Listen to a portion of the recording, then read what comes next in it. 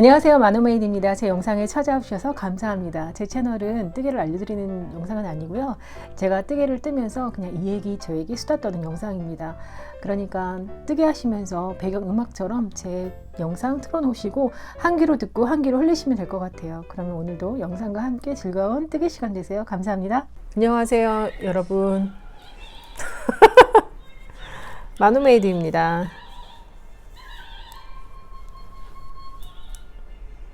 제가 지난번에 선물 받은 그 양말 실이 있었거든요. 그래서 이거를 감았습니다. 이걸 감아서 지금 다시 새로운 걸 뜨고 있어요. 뜨고 있는데 이거 뭘까요? 아실까요? 뭔지? 무늬 보시면 아시겠죠? 라넌큘러스입니다. 라넌큘러스 어저께 캐스트온을 했고요. 그래서 오늘 이만큼 떴어요.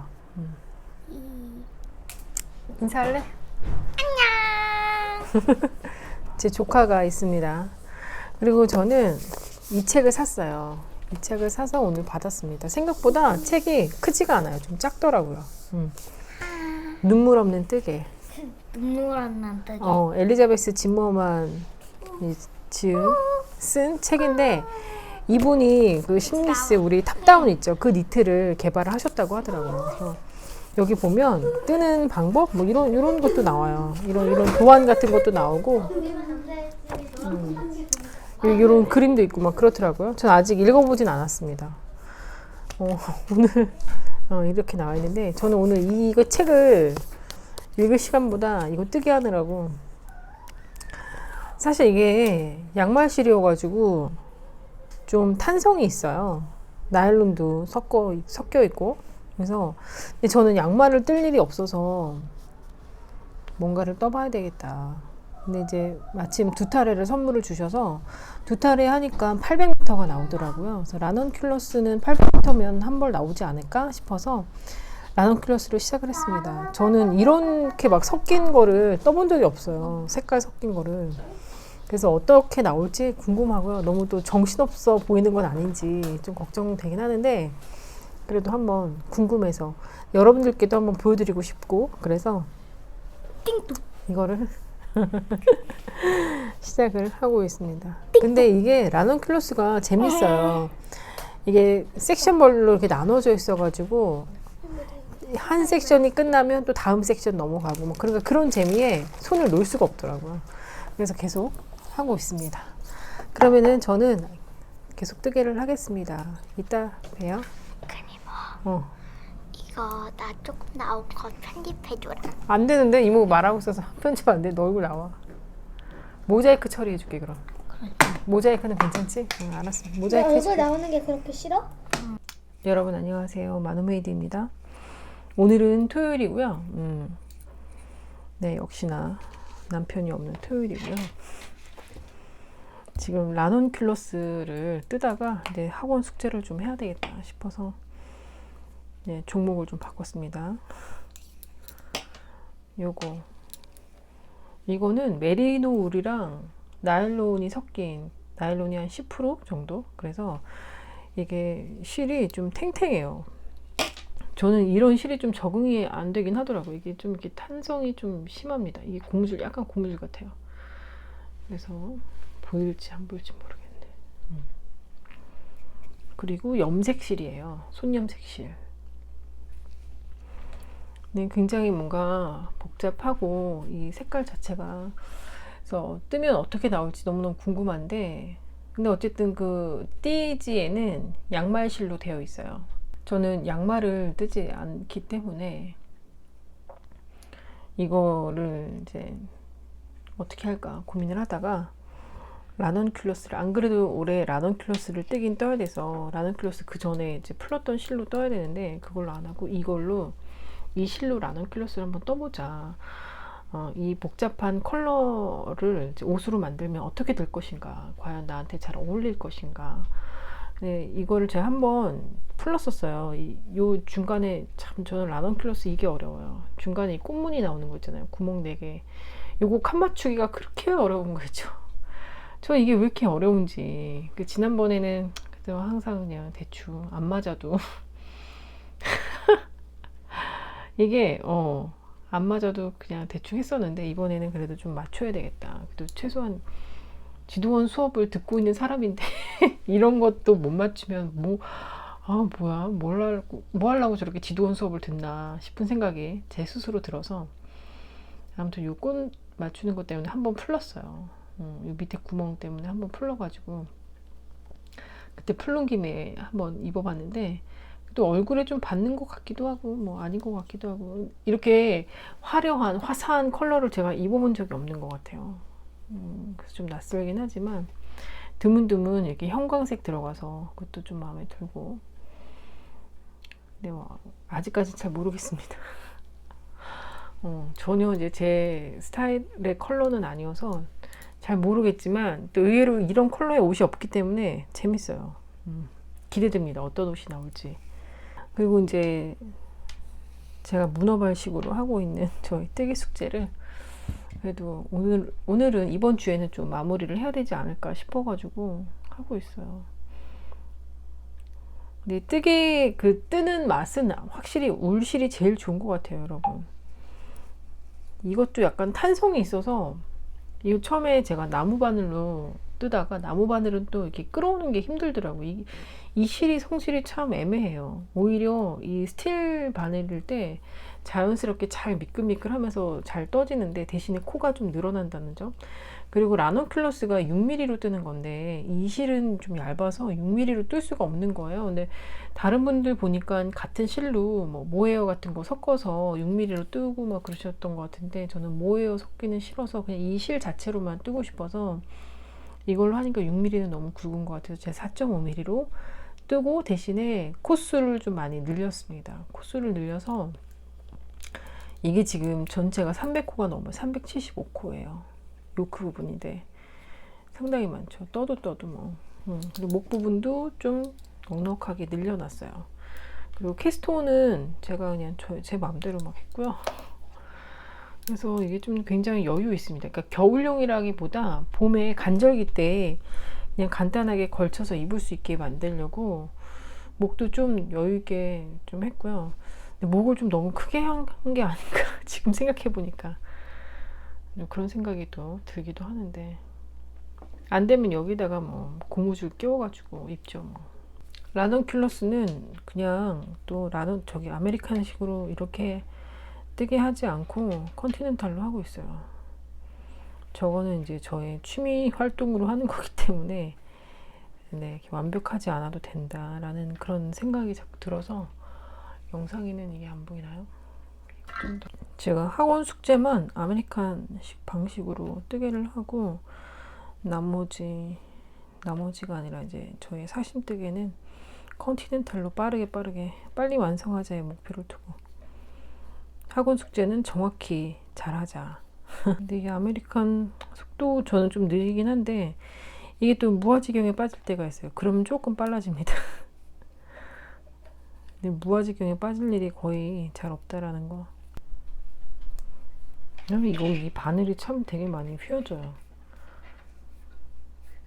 얇아서 더 그런가 봐요. 지금 이건 3mm거든요. 얘도 재밌게 제가 손으로 또 이렇게 눌러주면 또 펴져요. 또 이게 바늘이. 요즘에 밖에 날씨가 너무 좋잖아요. 저는 어디를 가봐야 강원도밖에 안 가게 되니까 다른 데를 좀 여행을 가고 싶은데 근데 막상 어딘가 여행을 가고 싶은데 남편이 가고 싶은데 말을 해보라고 하는데 또 막상 또 생각나는 데가 없어요. 그러니까 어디를 좀 많이 다녀봐야 알고 거기 또 가고 싶다 막 이럴 텐데 어디를 많이 다녀보질 않아서 더 가보고 싶은 데가 없는 것 같아요. 그래서 남편이 뭐 어디 가고 싶냐고 물어봤을 때 그냥 대답 나온 게 뭐 전주? 부산? 뭐 이렇게밖에 생각이 안 나더라고요. 여러분들은 어디 갑자기 여행 가고 싶다 하면 어디를 가세요 주로? 강원도 빼고. 그나마 서울에서 어디 여행 간다 했을 때 가기 편한 데가 강원도니까 강원도를 진짜 많이 가게 되는 것 같아요. 그래서 부산을 가볼까? 뭐 이렇게 해서 근데 부산 이제 차 갖고 운전해서 가면 너무 힘들잖아요. 5시간 걸릴까요? 부산까지. 그래서 이제 SRT를 타고 가자 해서 SRT를 알아봤는데 내려가는 거 오늘 토요일이니까 오늘 내려가는 기차표는 있는데 열차표는 있는데 내일 올라오는 게 문제더라고요. 그러니까는 계획 없이 무작정 막 어디 간다는 건 또 쉬운 일도 아닌 것 같아요. 그래서 근교에 어디 뭐 갈만한 데가 있을까 어쩔까 뭐 이러고 있는데 근데 의외로 이렇게 갈만한 데가 별로 없는 것 같아요. 근데 궁금해요. 여러분들은 뭐 주말 나들이 주로 어디 이렇게 많이 다니시는지 궁금합니다. 차라리 여행할 돈으로 쇼핑이나 할까 그 생각도 했어요. 아무튼 여러분 저는 뭔가 여행을 가고 싶었지만 어디를 가지를 못하고 뭐 그렇습니다. 요즘에는 진짜 슬슬 해외여행 가시는 분들도 많은 것 같은데 연말쯤이면 뭐 좀 많이들 나가시지 않을까요? 그쵸? 저는 아직은 계획은 없는데 만약에 뭐 계획을 짜서 여행을 간다고 해도 올해는 말고 내년에나 내년 연말이나 뭐 그때쯤에 한번 나갈까요? 아직은 계획은 없습니다. 저는 이제 그동안 일하느라고 여행다운 여행은 잘 가지를 못했거든요. 네, 가도 거의 출장이죠. 출장으로 가는 거나 다름없죠. 왜냐면 뭐 박람회 같은 거 보고 그다음에 뭐 수업 듣고 뭐 거의 그런 식이니까 안 그러면 이제 학생들 데리고 가서 이제 수업 듣고 뭐 이런 것들이 많았어서 거의 뭐 출장이지. 그러니까 여러 도시 가고 뭐 해도 늘 그랬거든요. 근데 그러다가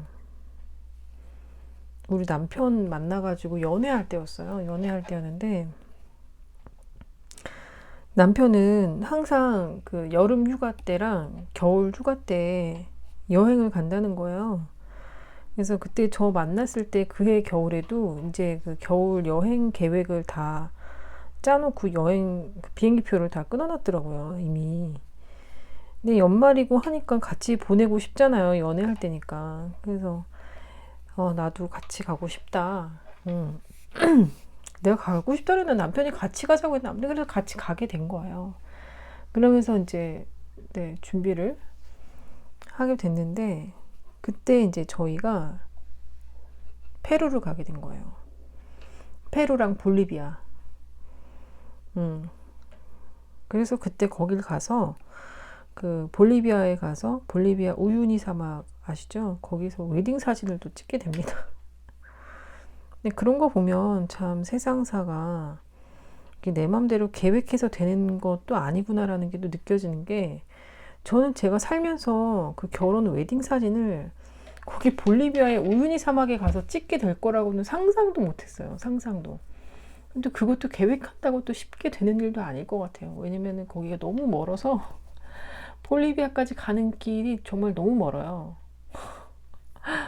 그냥 뭐 미국이나 유럽 가는 정도의 수준이 아니더라고요. 진짜 힘들었는데 근데 이제 거기 우유니 사막 그 볼리비아 가는 것도 힘든데 볼리비아에서 또 우유니 사막 가고 뭐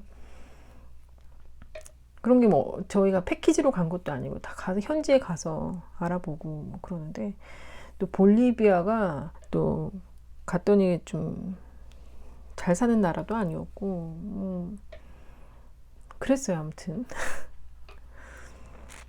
근데 제가 이제 그 나라까지 남편이랑은 배낭여행식으로 또 여행을 간 거라서 배낭 속에다가 그 10만 원짜리 웨딩드레스 인터넷으로 주문해가지고 그거를 꾸역꾸역 집어넣어서 입고 그러고서는 여행을 갔다 왔죠. 그래서 거기 우유니 사막에서 웨딩 촬영을 하는데 사람들이 막 다 쳐다보고 사진 찍고 막 환호하고 난리도 아니었어요. 네, 정말 재밌는 경험이었어요. 그래서 저 가끔씩 그 웨딩 사진을 볼 때면 와 진짜 사람 살아가는 거 내 맘대로 되는 게 아니고 내가 계획한다고 되는 것도 아니고 내가 계획하지 않아도 뜻밖의 일들이 펼쳐지는 것이고 그런 거구나 그런 생각 진짜 많이 합니다. 그리고 이제 페루의 마추픽추를 가게 돼요. 근데 그 마추픽추도 항상 제가 어렸을 때 초등학교 때 엄마가 그 시공사에서 나온 그 과학 전집이 있어요. 그거를 보면서 항상 이렇게 상상하면서 뭐 세계 뭐 7대 불가사의 뭐 이런 거 보면서 뭐 공중 위의 정원 뭐 이런 거 나오면 와 신기하다 이러면서 근데 이제 그때만 해도 어렸으니까 그런 거 보면서 와 내가 이런 책으로만 보지 뭐 실제로 가서 볼 생각 상상조차도 못하면서 저는 커왔거든요.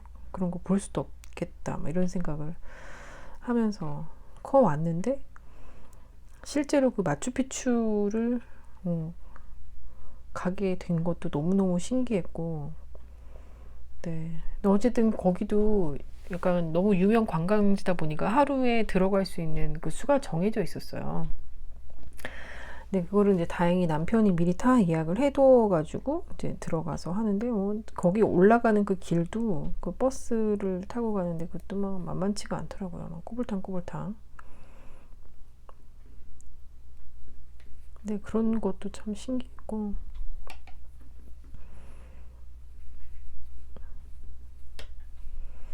저는 이제 거기서 부러웠던 게 보면 가족 단위로 여행을 진짜 많이 오더라고요. 마추픽추에 그 가족들 오는데 다 큰 아이들 있죠. 고등학교, 중학교 뭐 이 정도 되는 그렇게 큰 아이들과 같이 온 가족들이 생각보다 꽤 많았어요. 그래서 와, 저 아이들 다 큰 아이들 데리고 이렇게 배낭 딱 각자 배낭을 매더라고요. 각자 배낭 메고 이렇게 여행 오는 것도 참 보기 좋다. 근데 우리나라는 또 너무 멀어가지고 사실 거기까지 가기는 쉽지는 않을 것 같은데 근데 물어보면 대부분 다 이제 미국에서 온 사람들은 뉴욕 쪽에 그런 동부에 사는 사람들이 많이 오더라고요. 그리고 이제 일본 사람들, 중국 사람들이 진짜 많았는데 근데 그 사람들도 대부분 다 그 미국 동부에서 온 사람들이었어요. 근데 한국 사람들도 많았고 한국 사람들도 이제 유학생들 많았고 그리고 이제 스페인어를 하니까 거기서는 참 소통이 자유롭더라고요. 영어가 좀 잘 안 통했어요. 가짜 돈도 많았고 볼리비아가 워낙 못 사는 나라다 보니까 그 국경에서 환전을 했는데 가짜 돈이었어. 또 재밌었어요. 근데 다 재밌는 추억이에요. 근데 중간에 어느 나라였더라? 어느 나라 가는데 저녁 먹는다고 이제 시내 중심가에 가서 피자를 먹었는데 그 피자 먹자마자 이제 남편이 탈이 난 거예요. 그래서 숙소로 가는 길에 남편이 이제 탈이 났으니까 배가 아파서 막 빨리 가야 된다고 발걸음을 재촉을 하는데 저는 그 와중에 막 그 하늘에 빛나는 별이 너무 예쁜 거예요. 그리고 그 야경이 너무 예뻐가지고 막 그 사진 찍고 막 이러는데 남편이 저한테 진심 화냈어요. 자기는 배 아파서 정말 숨 넘어가기 일보 직전인데 그 와중에 막 야경 찍고 있고 막 이런다면서 그 얘기는 아직도 두고두고해요. 그런 것들이 참 추억이에요. 추억. 나중에 생각해보면 우리 남편이 핸드폰 게임을 하거든요. 핸드폰 게임을 거기 가서도 여지없이 음식 기다리면서도 하고 막 그랬는데 핸드폰 게임을 하고 있으면 그 현지 아이들이 다 주변으로 몰려오는 거예요. 남편 주변으로. 그래서 남편 게임하는 거 막 쳐다보고 어른인데 좀 애들한테 뭐 설명을 해준다든지 너도 좀 해봐 뭐 이럴 수도 있는데 아랑곳 안 해. 그런 거 게임하느라고 정신이 없어. 그리고 저는 좀 후회됐던 게 거기 페루에 가서 그렇게 제가 막 그런 기념품 살 때 물건값을 왜 깎았는지. 근데 이상하게 그 현지에서는 뭐든 다 이렇게 비싸게 느껴져요. 사실 이제 한국 와서 생각해보면 그게 전혀 비싼 값이 아닌데 거기서는 또 이렇게 막 다 비싸게 느껴져서 계속 막 물건값을 깎게 되는데 또 깎으면 또 깎아주니까 또 더 깎아야지 약간 그런 생각이 드는 것 같아요.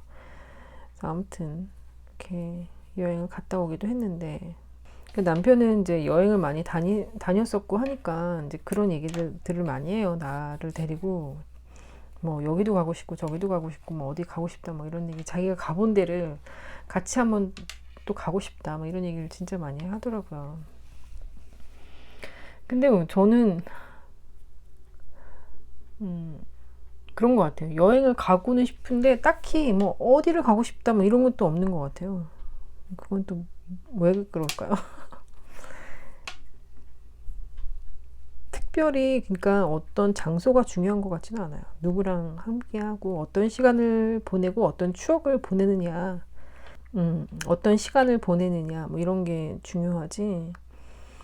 뭐 장소가 그렇게 딱히 중요한 것 같지는 않은 것 같아요.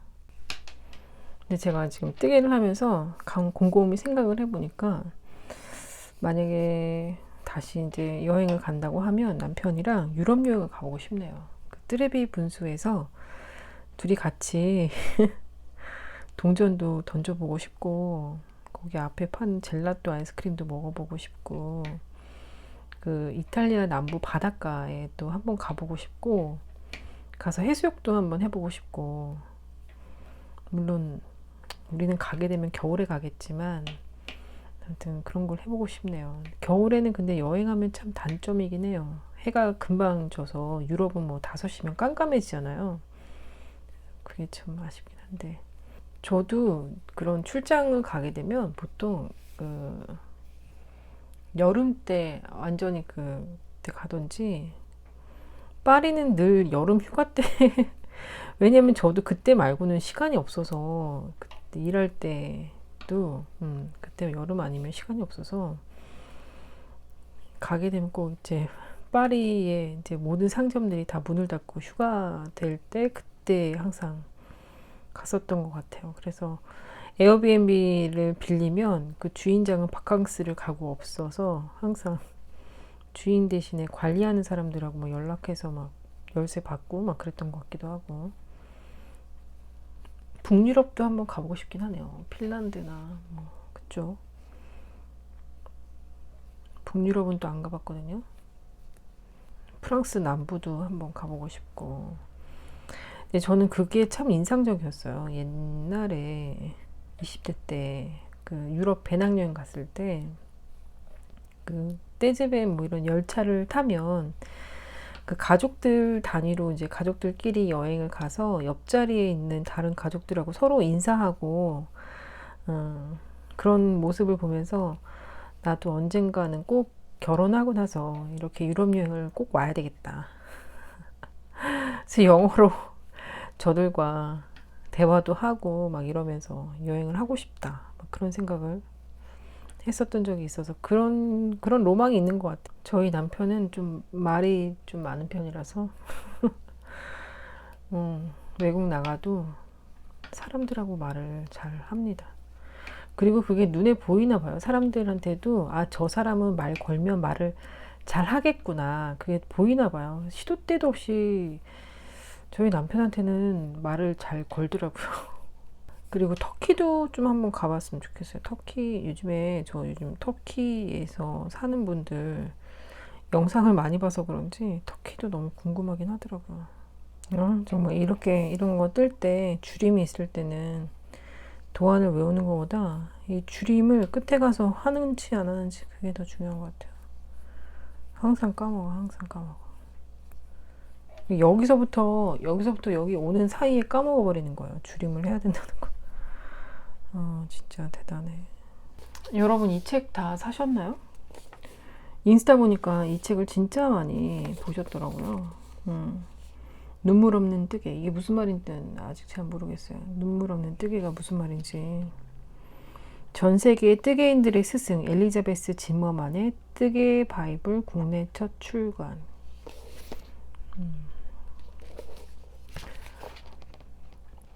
이 엘리자베스 지머만 이분이 1999년도에 돌아가셨더라고요. 런던에서 태어나셔서 스위스 로잔과 독일 메넨에서 예술학교를 다니다가 1937년 미국으로 건너갔다. 1960년대 중반에 PBS 텔레비전 시리즈 바쁜 뜨개인에 출연해 쉬운 설명과 재치 있는 입담으로 사랑을 받으셨대요. 그래서 뜨개계의 아이콘으로 자리매김하셨다고 합니다. 와, 1960년대 중반에 이런 뜨개 관련된 토크쇼가 있었다는 게 너무 토크쇼인지 뭔지 모르겠어요. 그냥 텔레비전 시리즈라고 하니까 바쁜 뜨개인? 뜨개를 소재로 한 TV 프로그램이 있다는 게 참 신기하네요. 근데 우리나라는 아직도 없잖아요. 아직도? 앞으로 생길까요? 이거 잘 모르겠어요, 진짜. 그러면은 그만큼 뜨개를 하는 사람들이 많았다는 거겠죠, 미국에서? 뜨개를 하는 사람들이 많으니까 이런 뜨개 프로그램이 있었겠죠. 그러니까 이런 사람들이 책도 쓰고 그랬겠죠.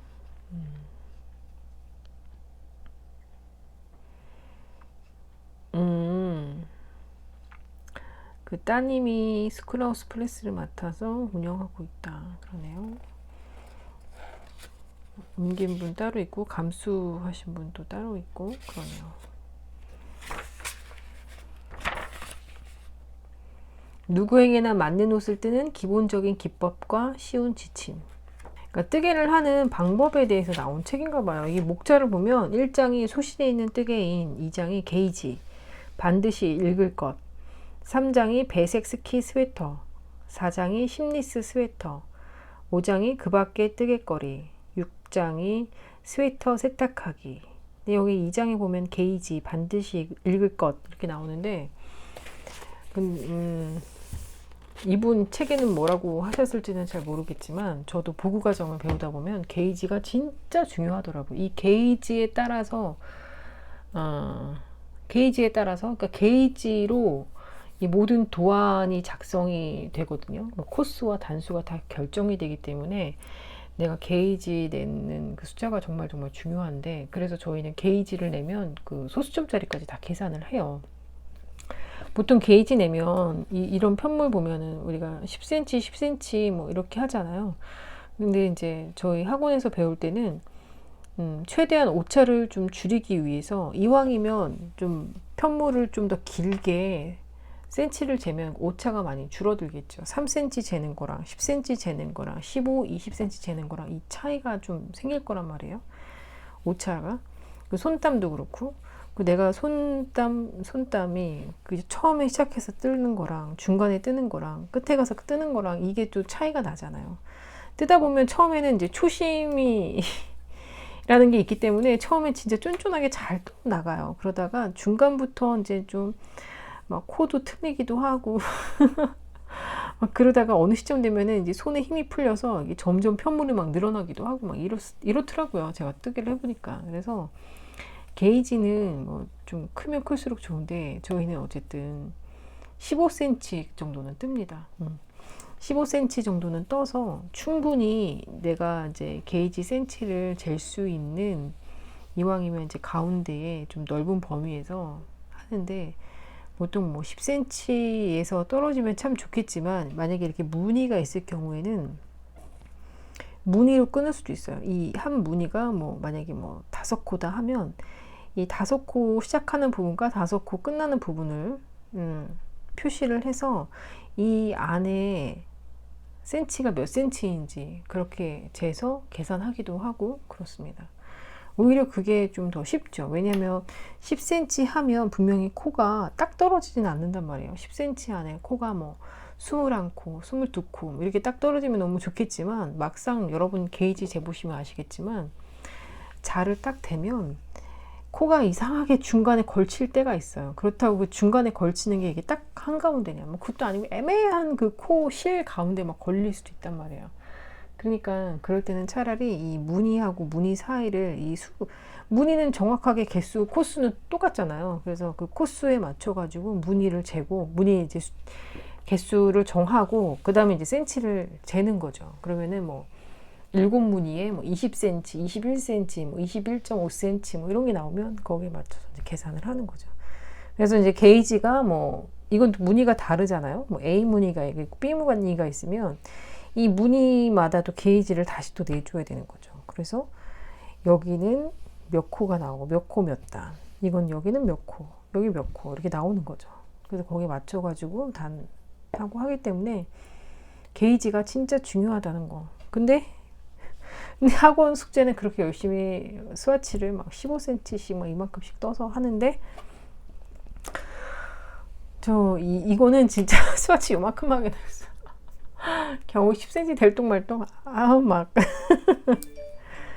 왜 그렇게 되는지 참 사람 심리가 누군가가 나를 봐주고 안 봐주고 분명히 이거는 제가 보고 만인이 다 보고 제가 영상에서도 얘기할 거기 때문에 모든 분이 다 보실 텐데도 불구하고 그냥 했습니다. 그냥 했고 여기 처음에 제가 시작 코드 198코인가 뭐 그것도 그냥 대충 그냥 게이지 맞춰서 한 2배 하면 되겠다 싶어서 그냥 그렇게 했어요.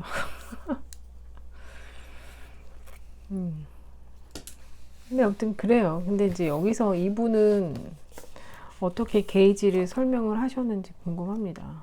이것도 좀 차이가 있을 것 같긴 한데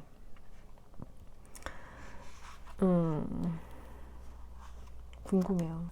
여러분 제가 다이어트를 하겠다고 식단을 좀 조절을 했었어요. 잠깐 이틀.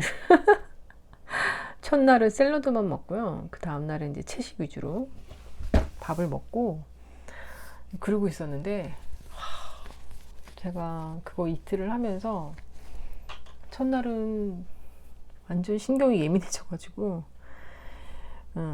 막 모든 게 다 거슬리는 거예요. 그러더니 갑자기 막 급 우울해지면서 막 이 세상에 나밖에 없는 것 같고 막 아무도 없는 것 같고 막 이 지구상에 나 혼자인 것 같고 막 그렇게 우울하고 막 그랬는데 그 다음 날에는 아무 힘이 없고요. 아무것도 못 하겠는 거예요. 그래가지고 가만히 앉아서 뜨기만 한 거죠. 아무것도 못 하겠어서 일어나지도 못하겠고 좀 어지러운 거예요. 막 단 것도 땡기고 막 이러는데 먹지는 못하겠고 어쨌든 식단 위주로 해야 되니까 먹으라는 것만 하루에 먹으라는 양이 정해져 있었는데 그거를 낮에 다 먹어버렸어요. 일단 처음에는 그거를 식단을 하면서 양이 좀 많은 거 아닌가 막 그랬는데 그 전날도 막 거의 굶다시피 막 그러고 있다가 이제 아무튼 식단을 해서 이제 그러고 있었단 말이죠. 그러고 있었는데 제가 조카랑 약속을 한 게 있어요. 같이 우리 슬라임 갖고 놀자 약속을 해서 조카를 만났어야 됐어요. 근데 이게 아무런 의욕이 없는 거예요. 힘들어가지고 그러고 있는데 이제 제 동생 전화 와가지고 나한테 제 동생은 이제 제가 하고 있었던 다이어트를 그 전에 한번 했었다고 하더라고요. 근데 이제 살이 안 빠졌다는 그런 얘기를 하면서 그러면 안 된다고 나한테 동생은 그렇게 안 먹어서 다이어트를 하면 다이어트 끝나고 그 원래 식단으로 돌아오면 그 도로 다 찐다고 이제 요요가 온다 그 얘기를 하는 거죠. 그러니까 운동하면서 운동할 수 있게 충분히 식사를 하고 단백질도 섭취하고 고기 먹으란 얘기예요. 그러면서 그렇게 해서 다이어트도 해야지. 그렇게 해서 막 어지럽고 막 그러면 뭘 어떻게 하겠냐는 먹으라고 막. 그래서 먹었어요. 그래서 먹고 어제 먹었어요. 어제 먹고 신나게 먹었어요. 떡볶이도 먹고 근데 많이 먹진 않았지만 떡볶이도 먹고요. 돈가스도 먹고 막 그랬어요. 근데 먹고 후회하진 않았어요. 왜냐면 그 전에 워낙 적은 양을 먹었기 때문에 그 먹어도 타격이 별로 없더라고요. 아무튼 간에 그래서 오늘은 운동을 좀 하자. 그래서 아까 했던 그 옛날에 10년 전에 했던 홈트를 다시 켜가지고 홈트를 하는데 그 중반 정도 지나가니까 막 이게 구역질이 나는 거예요. 안 하던 운동을 하니까 나 죽겠네 막 이래가지고 홈트 하다 말고 막 밥을 챙겨서 먹었거든요. 근데 일단은 제가 지금 그 달달한 건 다 끊었어요. 달달한 게 엄청 먹고 싶긴 한데 참고 있습니다. 너무 웃겨가지고 제가 생각해도 너무 웃긴 거예요. 제 스스로가 다이어트 하겠다고 막 굶으면서 막 세상 우울해 하다가 좀 먹으니까 다시 또 기분이 펴져서 혼자 막 즐거워하면서 하다가 또 운동했다고 막 어지럽다고 막 토 나올 것 같다고 쌩 난리치다가 먹고 나니까 또 다시 화색이 돌면서 뭐 이런저런 얘기도 하고 제가 방송 영상도 이렇게 찍고 하는 거 보면 참 그게 뭐 이게 다 뭐라고 싶은 생각도 들고 이러다가 이제 뜨개 옷 뜬 거 막 입고 사진 찍고 하는 거 보면 또 살 빼야 되는데 막 이랬다가 근데 또 먹으면 또 즐거워지니까 또 아유 이렇게 사는 게 또 사는 맛 아니겠어? 막 이러면서 또 먹고. 아, 자기 관리 철저하게 하시는 분들 진짜 대단하신 것 같아요. 저도 자기 관리를 한다고 나름 했었는데 이제는 그게 좀 젊었을 때, 나 지금도 젊지만 예전하고는 좀 많이 달라지는 것 같아요. 꼭 그렇게까지 하지 않아도 뭐 괜찮더라 막 이런 마인드가 생기고 막 갈수록 자기 합리화가 이렇게 늘어가는지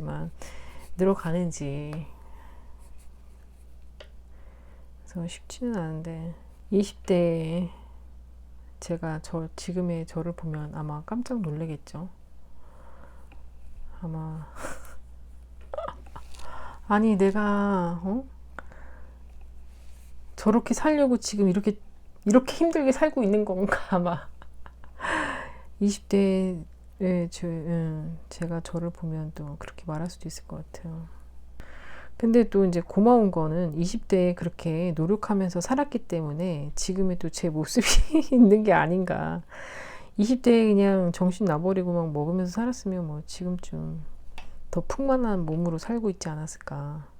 그때는 또 뭐 이렇게 빨빨거리고 돌아다니고 술 먹고도 막 걸어서 막 집에 오고 막 비 맞으면서도 걷고 애들이랑 뭘 그렇게 돌아다니면서 놀고 그랬는지. 네, 그런 시간들이 쌓였기 때문에 지금의 제 모습이 있는 건데 제가 참 20대 저한테는 할 말이 없지만 그래도 20대 네 덕분에 내가 지금 잘 살고 있다. 그렇게는 말하고 싶네요. 근데 20대 제가 지금의 저를 보면 좀 한심스럽다고 할 수도 있어요. 내가 지금 저렇게 살려고 지금 이렇게 개고생을 하는 거였어. 막 이러면서 그럴 수도 있겠어요. 정말 먹고 싶은 거 참아가면서 저는 아직도 잊을 수가 없는 게 친구랑 둘이서 영어학원을 다니는데 영어학원 앞에 붕어빵을 팔았었어요. 겨울에. 근데 영어학원 끝나면은 저녁에 되게 출출하잖아요. 학교 끝나고 영어학원 갔다가 이제 집에 나오는 거니까 출출한데 친구랑 다이어트 한다고 그 붕어빵 하나를 안 사 먹었거든요. 그런 거 꾹 참으면서 완전. 그리고 학교 졸업하고 나서도 그때 막 남자친구랑 연애하고 막 그럴 때도 그 동네에 굉장히 유명한 떡볶이 트럭이 있었어요. 근데 그 아저씨 돈 많이 벌어서 지금 막 가게에서 장사하고 그러는데 지금도 떡볶이 맛집 치면 그 아저씨 나올 정도예요. 근데 그때만 해도 그 아저씨가 이제 트럭에서 떡볶이를 팔았었는데 그때 그 아저씨가 팔았던 떡볶이가 뭐냐면 그 가래떡으로 떡볶이를 해가지고 팔았었어요. 그 어묵도 진짜 그때 이제 처음 부산 오뎅이라는 걸 막 먹어봤었고 막 그런데 아무튼 그것도 너무너무 먹고 싶었는데 저는 안 먹고 그때 당시에 그 남자친구만 사 먹고 저는 막 그런 것도 꾹 참고 막 그랬었거든요. 근데 지금의 저는 그냥 다 먹죠. 먹고 싶으면 다 먹죠. 그냥 좀 참아야 되겠죠. 제가 근데 이제 요즘에 다시 참아보려고요. 지금 좀 참아놔야 한 60대에 제가 현재의 저한테 좀 고마워하지 않겠어요. 아, 그래도 고맙다. 그때 네가 좀 참아서 덜 먹고 관리해준 덕분에 내가 지금 이렇게 건강하게 잘 살고 있지 않겠니? 뭐 이러면서. 오늘은 냉면을 먹으러 갑니다. 저기 앞에 보이는 서북면옥에 갈 거예요. 서북면옥.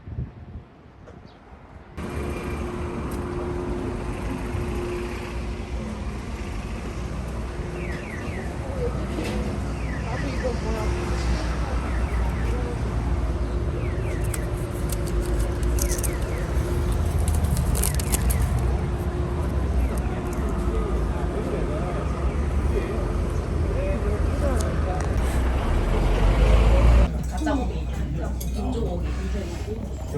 언니 저희 소스 좀 넣어주시죠.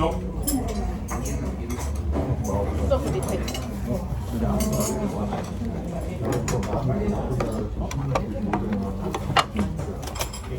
수저 필요한 거? 잠깐 숟가락만 있으면 된다. 그러는. 물이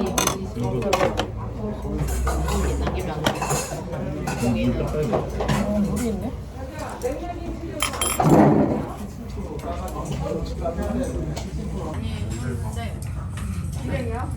네, 여기요.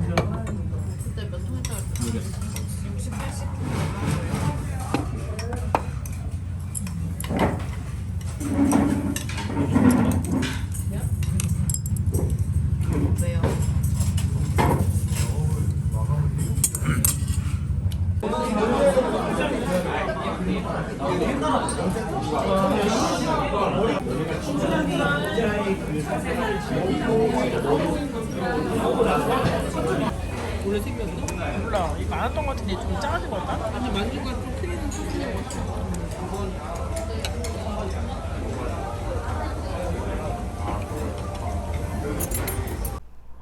여러분, 즐거운 저녁 시간입니다. 사실 밤인데요. 밤 10시예요.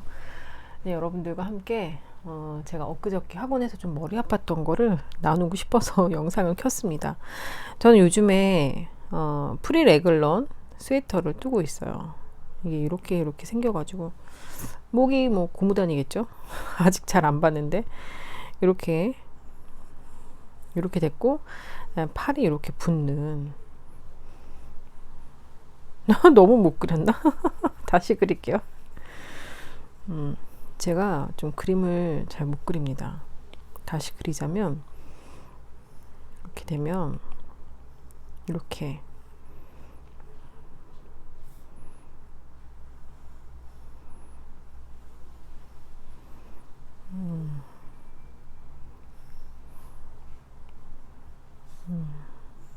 이렇게 된 레글런 스웨터를 뜨고 있어요. 그래서 이제 이게 몸판이 여기 하나고 소매가 따로 오예요. 그래서 앞판, 뒷판, 여기 이제 고무단 들어가겠죠. 앞판, 뒷판, 그리고 여기 가운데 무늬가 하나 있어요. 꽈배기 무늬. 그리고 여기는 안뜨기. 그리고 팔 소매도 무늬가 따로예요. 그 무늬가 A 하나, B, C 이렇게 세 가지 무늬가 들어갑니다. 그래서 이거는 어차피 이게 한 판이기 때문에 이거 한 판 뜨고 팔 따로 뜨고 하는데 이거는 사이즈를 제 사이즈로 하지 않고 책에 나와 있는 그 교과서대로 뜨고 있어요. 여자 중 사이즈, 미디움 사이즈죠. 그걸로 해서 뜨고 있는데 근데 이제 뜨는 사람들마다 지금 4mm로 뜨고 있거든요. 울실이고. 근데 이제 뜨는 사람마다 게이지가 다 다르기 때문에 같은 사이즈이긴 하지만 이 코수가 다 달라요. 그래서 이제 나의 게이지에 맞춰서 이 코수를 정해야 되는데 중요한 건 이 경사 부분이에요. 여기를 자세히 보면 이걸 반으로 잘랐을 때 이 앞부분만 앞판만 보게 되면 다른 거 소매는 빼고 이 앞판만 반쪽으로 잘라서 보면 모양이 여기는 이제 접히는 부분이고요. 이렇게 파여서 이렇게 되어 있습니다. 밑에 고무단 빼고요. 앞판만. 그래서 여기에서 요 가운데 무늬 들어가는 거 이렇게 반 정도. 이게 한 10코 정도 되는 것 같아요. 그래서 이제 여기는 나의 게이지에 맞춰서 코수를 정합니다. 센치, 몇 센치가 나오는지, 몇 센치에 몇 코가 나오는지, 그건 내 게이지에 따라서 내 게이지가, 요 무늬 따로, 이 무늬 따로 해서 게이지 내고요. 그 게이지 낸 거에 따라서 센티미터에다가 이제 곱해서 코수를 정하는 거죠. 보통 10cm에 몇 코가 나오는지, 뭐 예를 들어서 21코 다 하면 여기 나오는 이 센티미터에 맞춰서 이 코수를 곱해가지고 여기가 몇 코가 나오는지가 되는 거죠. 그래서 이 나온 코수, 그 다음에 이 전체 길이, 얘 나의 코수, 그 다음에 여기 길이만큼의 나의 센티미터와 나의 코수 해서 하면 몇 단인지가 나오겠죠.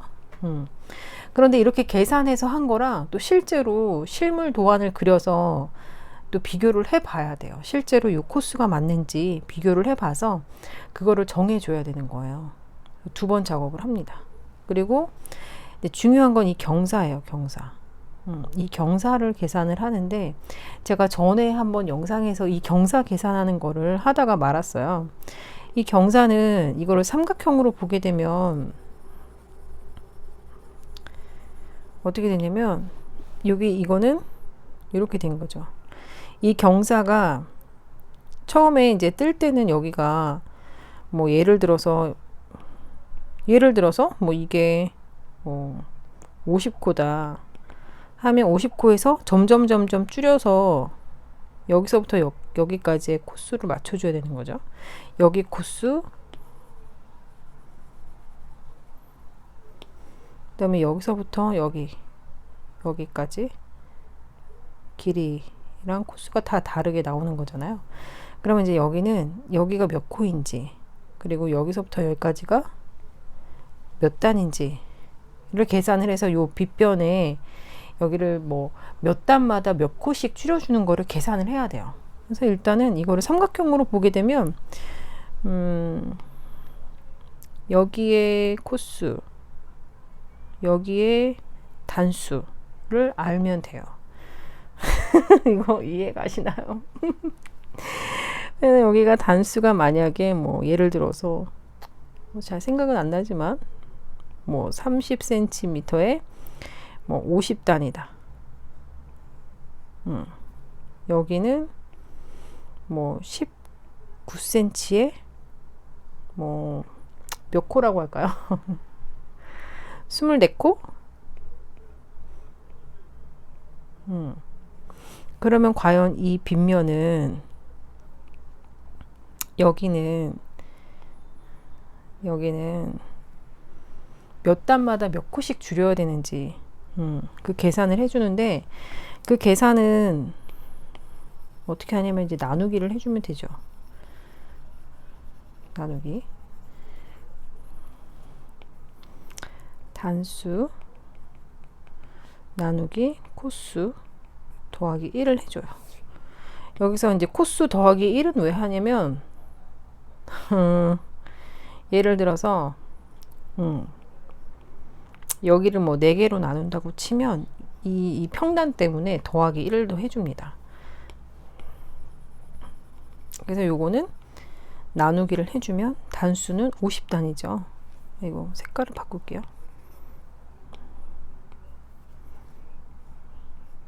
50단 나누기 코스는 24코니까 24코에서 더하기 1 하니까 25코. 이렇게 해서 나눠줘요. 나눠주면 이게 이거 딱 떨어지네. 딱 떨어지는 거 말고 이거를 21코로 합시다. 21코. 그러면 더하기를 하면 22코. 나머지가 나오는 게 좀 설명하기가 편하거든요. 그래서 2 하면 2, 2, 4 50에서 4 빼면 6 나오죠. 그럼 나머지가 6이잖아요. 이 나머지를 여기서 빼줘요. 그리고 나머지가 나오면 여기다가 더하기 1을 해줘요. 3 22에서 6을 빼면 6 16이 되죠. 그러면 요 목하고 얘하고 짝, 요거하고 짝이 돼요. 지금 이게 단수 코가 되잖아요. 이것도 단이 돼요. 그래서 내가 만약에 한 코씩 줄인다 하면 두 단마다 한 코씩 16번, 세 단마다 한 코씩 6번 이렇게 되는 거예요. 단, 코, 횟수 이렇게 되는 거야. 그러면 요거는 이 경사는 세 단마다 한 코씩 6번을 줄이고 두 단마다 한 코씩 16번을 줄이고 뭐 이렇게 됩니다. 이런 식으로 계산을 해요. 그런데 여기다 이제 평단도 줘야 되기 때문에 평을 줄 거면 뭐 작은 거에서 하나 빼가지고 이거를 15번 줄이고 2단 평 주는 거죠. 그러면 2단 평에 2-1-15 3-1-6 뭐 이렇게 돼요. 근데 중요한 거는 강사과에서는 여기까지 하고요. 지도원에서는 조금 더 세밀하게 들어갑니다. 사선을 좀 많이 떠보면 그거를 알 수 있다고 하는데 저도 사선을 많이 떠보질 않아가지고 이 경사가 곡선 이 지금 그리기에는 이제 직선이긴 한데 우리가 이제 옷을 입을 거라서 살짝 이렇게 될 수도 있고 살짝 이렇게 될 수도 있는 거죠. 그래서 이런 것들을 표현해 주기 위해서 이런 거 이거를 또 조정을 해 주는 거예요. 그래서 여기서 한 번 더 나아가서 계산을 해서 이거를 또 바꿔줘요. 얼마든지 이 곡선이라는 거를 이 사선을 경사를 급경사로 할 건지 약간 완만하게 갈 건지 뭐 이렇게 갈 건지 이렇게 갈 건지 뭐 이런 걸 정해주기 위해서 이걸 또 조정을 합니다. 그래서 이제 이런 거를 그 지도원에서는 한 번 더 배우는데 여기까지는 강사과에서 하게 됩니다. 그래서 이것 때문에 계산하느라고 좀 머리가 아팠어요.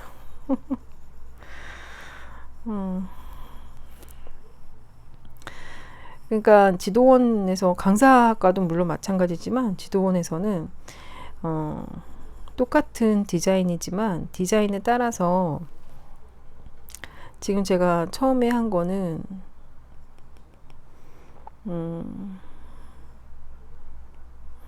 이것도 좀 약간 오버해서 그리는 건데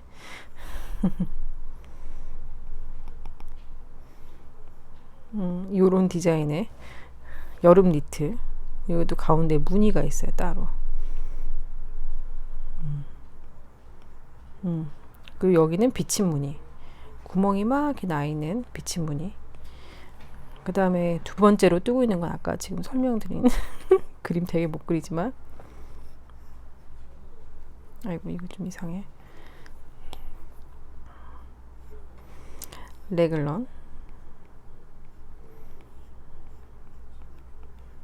그래서 가운데 이것도 무늬가 있어요. 이걸 뜨고 있습니다. 지금 지도원에서 이거 한 개, 두 개 떴고요. 전 지금 요거 처음에 떴던 거 요거 이 고무단 빼고는 다 했어요. 이제 다음 주에 선생님한테 허락이 아니라 검사 받고 고무단만 뜨고 이제 조립하면 끝납니다. 여기 꼬매야죠. 여기 꼬매고 이 소매도 여기 꼬매고 여기 이제 어깨 붙이고 어깨 붙이면 되고요. 이거는 지금 소매는 아직 하나도 안 떴고요. 앞판 요만큼 떴어요. 요만큼 이 사각형으로. 근데 이만큼 또 뒷판 짜고 다음 주에 이 경사 확실하게 그 시작 부분까지 그리면 이 경사 들어가려고요. 그리고 이제 팔 양쪽 뜨고 조립해야 돼요. 여기 붙이고 여기도 여기 붙이고 그러면 얘도 완성. 이게 됩니다.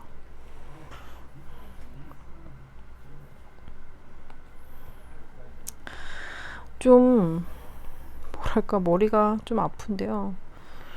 근데 이제 그런 생각은 들어요. 이렇게 배워서 완벽해지면 근데 사실 완벽이라는 것도 없는 것 같아요. 이게 배우고 떠보고 해도 그런 아까 이런 사선에 이 뭐 1-1- 뭐 2, 뭐 2-3- 뭐 4 뭐 이런 거 정하는 것도 내가 이런 곡선이나 사선이나 뭐 아무튼 이런 것들을 좀 많이 떠봐야 이 숫자가 어떻게 돼야지 뭐 처음에 이렇게 많이 떠야 되는지 계단이 우리가 이제 모눈에다가 그림을 그리게 되니까 이 계단이 처음 이렇게 완만해야지 곡선이 더 예쁜지 처음에 급경사로 가다가 이렇게 해서 가야 되는 건지 사실 이것도 배웁니다. 어떤 게 더 좋은지 디자인에 따라서. 근데 이런 경험을 내가 스스로 많이 터득해보고 이런 디자인은 또 이런 곡선으로 그리니까 더 예쁘더라. 이렇게 떠보니까 더 예쁘더라. 이거는 이제 개인의 몫인 것 같아요. 저도 많이 떠보고 해야 이런 것들이 좀 이해가 잘 갈 것 같아요. 그리고 이제 이런 부분들 여기는 이제 이어지기 때문에 약간 뾰족할 수가 있어서 끝에 단을 이렇게 2개씩 계단을 그래서 연결한다고 하는데 또 여기도 이렇게 꿰매다 보면 또 너무 뾰족해지니까 여기도 좀 뭐가가 좀 필요하긴 하겠죠. 그래서 아무튼 이런 것도 경험이 많아야 좀 잘할 수 있을 것 같긴 해요. 근데 제가 여러분들께 막 이런 거 저런 거 설명은 하지만 사실 저도 잘 몰라가지고 수업 시간에 완전 멍 때리고 앉아있을 때도 있고요. 선생님 계속 부를 때도 있고 혼자 고민할 때도 있고 막 그렇습니다.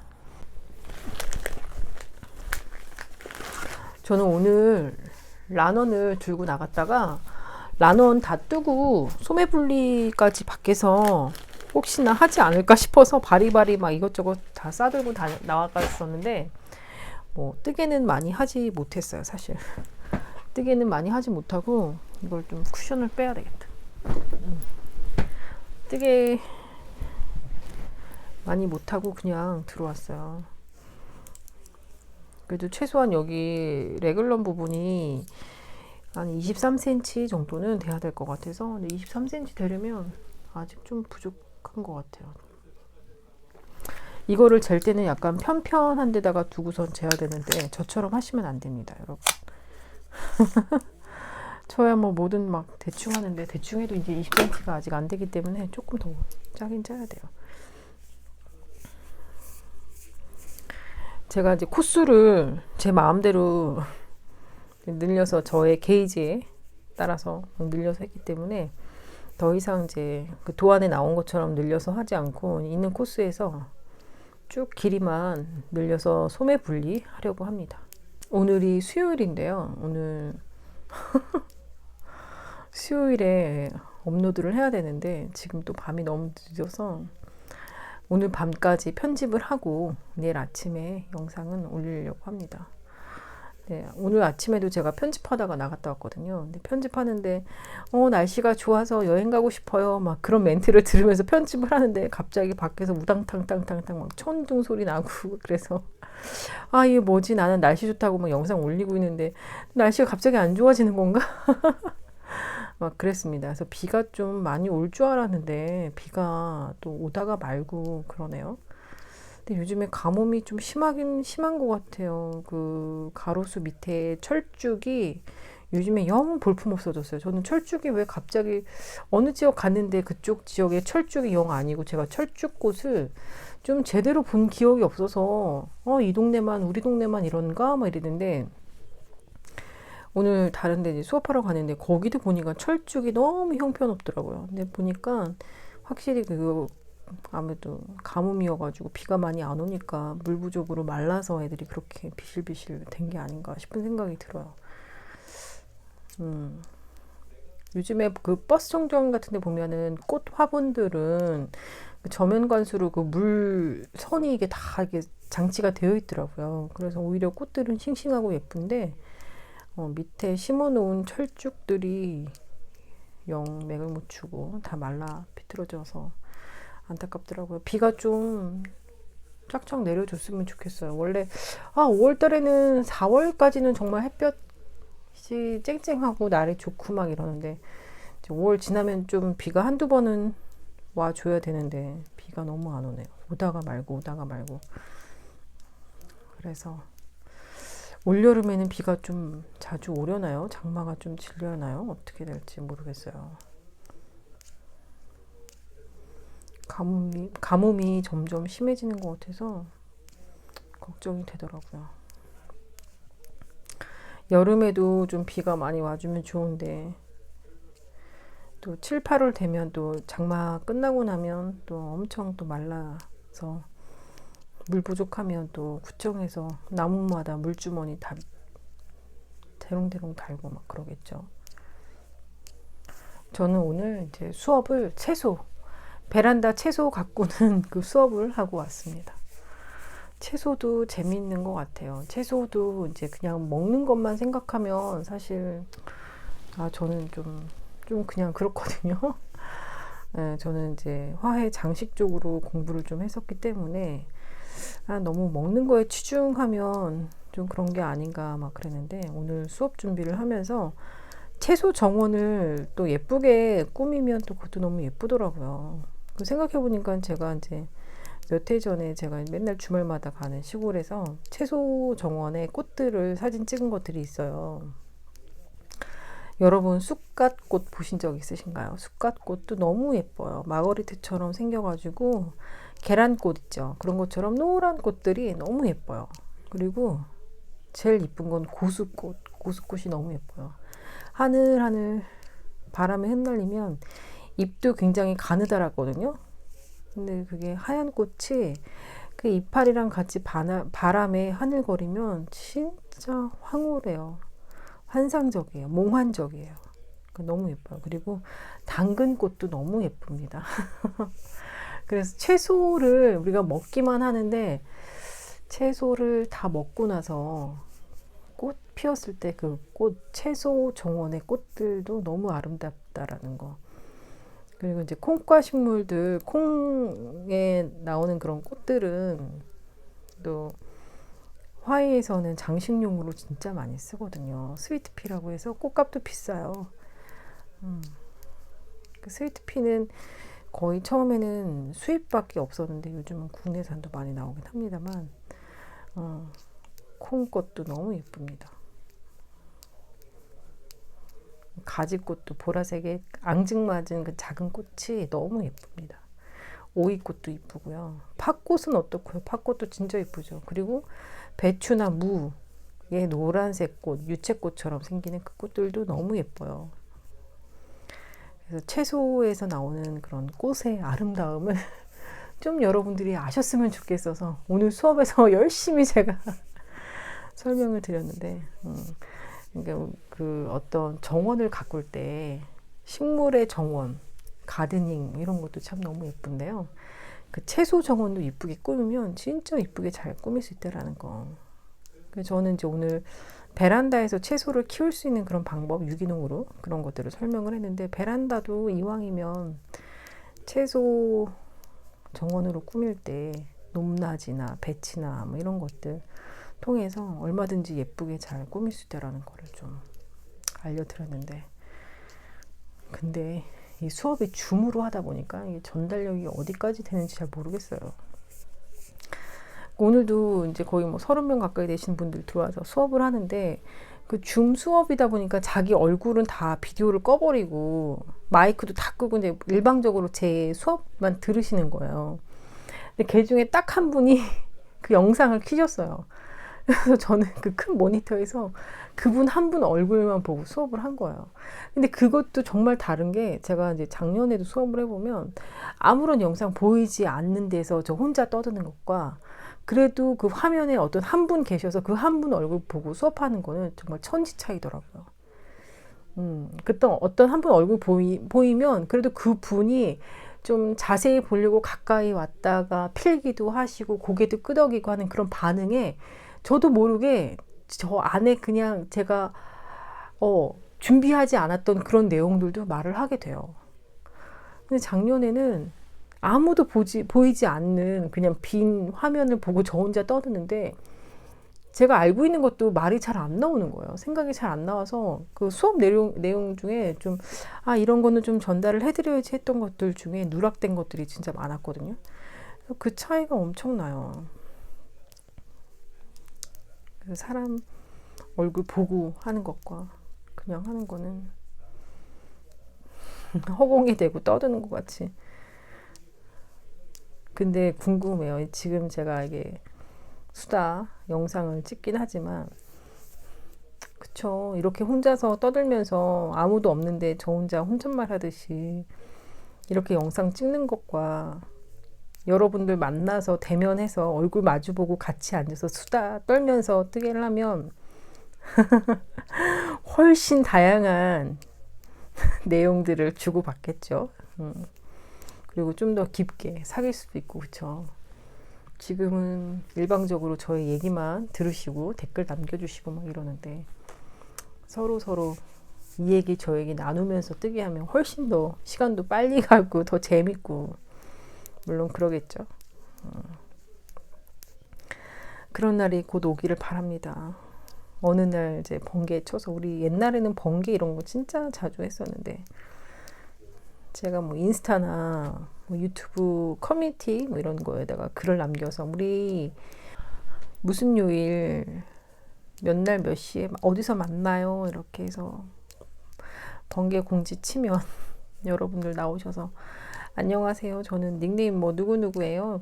네, 누구님 만나서 반갑습니다. 막 이러면서 만나서 같이 뜨게 하고 얘기하고 뭐 이러면 진짜 재밌을 것 같은데 그런 날이 곧 오겠죠.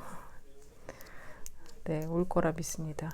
추운 겨울에 각자 직접 뜬 스웨터 입고 두껍고 따뜻한 올실 준비하셔서 뜨게 하면서 그때는 이런 스틸 바늘 말고 나무 바늘로 뜨게 하면서 도란도란 따뜻한 차나 커피 마시면서 얘기하면서 뜨게 하고 뭐 이러면 너무 좋을 것 같아요.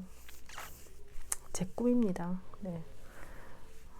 그래서 오늘 아지트 하나 만들어서 정말 그 뜨개방이죠. 뜨개방. 함께 모여서 뜨게 하는 뜨개 수다방. 오프라인 뜨개 수다방. 그래서 함께 이 얘기 저 얘기 하면서 뜨게 하면 우리가 유튜브 보면서 지금 여러분들은 유튜브에 수다 영상 보시면서 뜨게 하시잖아요. 그런 거 필요 없이 직접 만나서 수다 떨면서 이 얘기도 듣다가 저 얘기도 듣다가 뜨게 하면 얼마나 재밌을까. 그러다가 중간에 도안 보면서 막히는 부분이 있으면 서로 물어보고 얘기해주고 이렇게 뜨는 거 아닐까요? 이러면서 알려주기도 하고 그러면 너무 좋겠죠. 확실히 그리고 이런 아이디어나 뭐 이런 것들도 혼자 읽는 것보다는 그래도 한 명이라도 두 명이라도 만나서 얘기하다 보면 정말 새롭고 기발한 아이디어들이 막 나오는 것 같아요. 혼자서는 죽어도 생각도 못할 것들이 한 명이라도 만나면 그 새로운 생각들이 막 나오잖아요. 저도 그랬어요. 저도 이제 매일 유튜브를 찍으니까 소재가 고갈되고 저도 이제 고민 많이 하거든요. 유튜브에 어떤 내용을 할까. 그래도 아는 친구 만나서 이 얘기 저 얘기 하다 보니까는 그 친구가 어머 이런 거 찍어보면 어때요? 뭐 이래서 얘기하다 보니까 어머 너무 좋다 뭐 이렇게 나오기도 하고 그렇습니다. 사람은 많이 만나야 돼요. 제가 수업하는 것 중에 원예 활동, 원예의 의 뭐 이런 거에 보면 문화 교류, 사람들 간의 교류 이런 내용이 나오거든요. 그래서 사람이 어떤 거에 관심을 갖고 뭐 저는 이제 원예를 가리키니까 원예 활동에 관심을 갖고 찾아가다 보면 사람들 간의 교류도 하게 된다. 그래서 난 키우시는 분들은 또 난 전시회 이런 것도 많이 하시거든요. 그리고 실제로 일본에서는 행잉 바스켓이라고 아세요, 여러분? 바구니에다가 식물을 심어서 공중에 매다는 건데 공중에 매달아도 되고 벽에다 걸어도 되고 뭐 그런 건데 그런 행잉 바스켓 컨테스트가 있어요. 그래서 그 바구니에 여러 가지 다양한 식물들, 알록달록한 컬러들, 색채들 뭐 바리에이션 해가지고 나만의 그런 행잉 바스켓을 꾸며서 컨테스트에다가 참가해서 대회를 여는데 가보면 정말 다양한 식물을 심은 그런 바구니들이 있어요. 그래서 그런 거 보면서 참 와 기발하다 어떻게 이런 걸 했을까. 그러니까 그런 것도 참여하게 되고 아니면은 또 제가 이제 일본 얘기를 자꾸 하게 되는데 일본이 가까워서 일본을 자주 갈 수밖에 없는데 아무튼 일본에는 또 정원 컨테스트가 있어요. 장미 정원 컨테스트. 그래서 자기만의 그런 작은 손바닥만한 정원인데 거기에 이제 장미로 가득해서 이제 정원을 꾸미는 거예요. 그런 콘테스트. 뭐 우리나라로 치면 뭐 일산에 우리 그런 원예박람회, 뭐 정원박람회도 하고 순천만인가 거기서 정원박람회도 하고 막 그러는 것처럼. 그러면서 그런 대회 나가면서 거기에는 이제 일반인들이 다 참여하거든요. 그래서 그런 대회 참여하면서 다른 사람들도 만나고 교류하고 다른 사람들은 어떤 식으로 꾸몄는지 가서 보기도 하고 이러면서 자꾸 이제 집 안에서 바깥으로 불러내는 거죠. 그래서 정신적인 그런 거에도 도움이 된다 뭐 이런 식으로. 근데 이제 뜨개도 다 마찬가지. 이건 모든 취미에 해당되는 게 아닌가 그런 생각도 듭니다.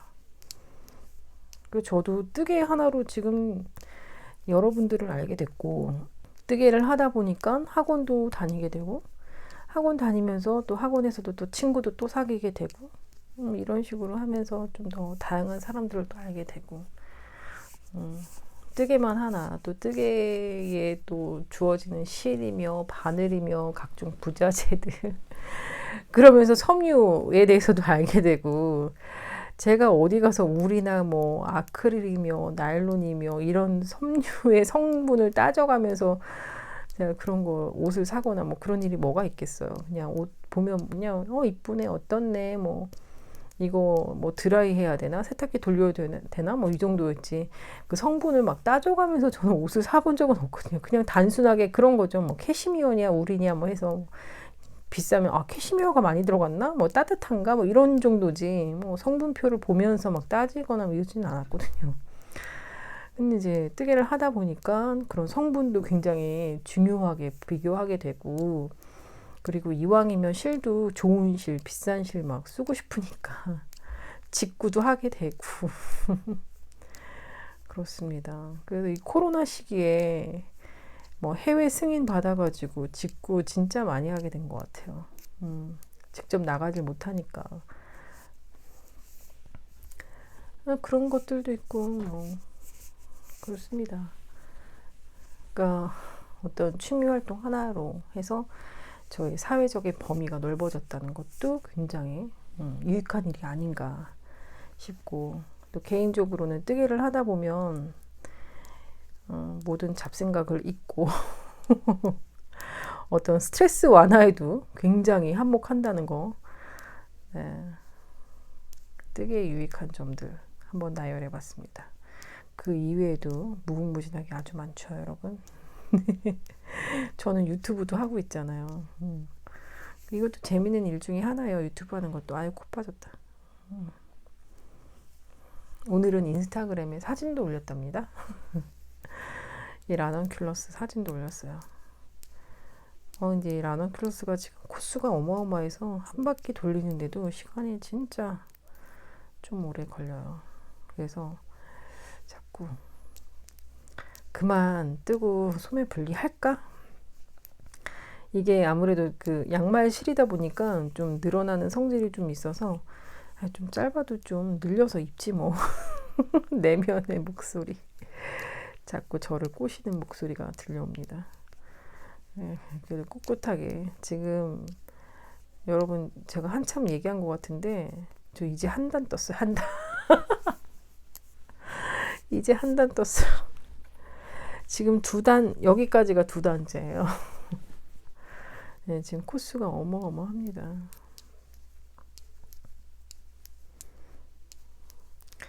이거 2타래로 완성하려고 하는데 이렇게 코수가 많으면 완성할 수 있을지 없을지 모르겠네요. 모자르면 어떻게 해야 되는 거죠?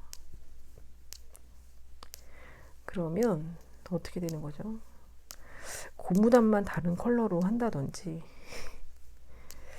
소매를 다른 컬러로 해야 되나? 어떻게 되나 모르겠어요. 그리고 제가 다행히 이 나일론이 약간 섞인 이런 실이 또 하나 있어서 그 실을 섞어서 하면 될 것 같긴 한데 고민 되게 많이 했어요. 그래서 요크 부분에다가 다른 컬러를 하나 넣어서 한 몇 단 뜰까 어쩔까 뭐 그런 생각도 많이 했었는데 일단 가보자. 결론은 어설프게 섞었다가 더 이상해질 수 있으니까 일단 그냥 한번 가보자.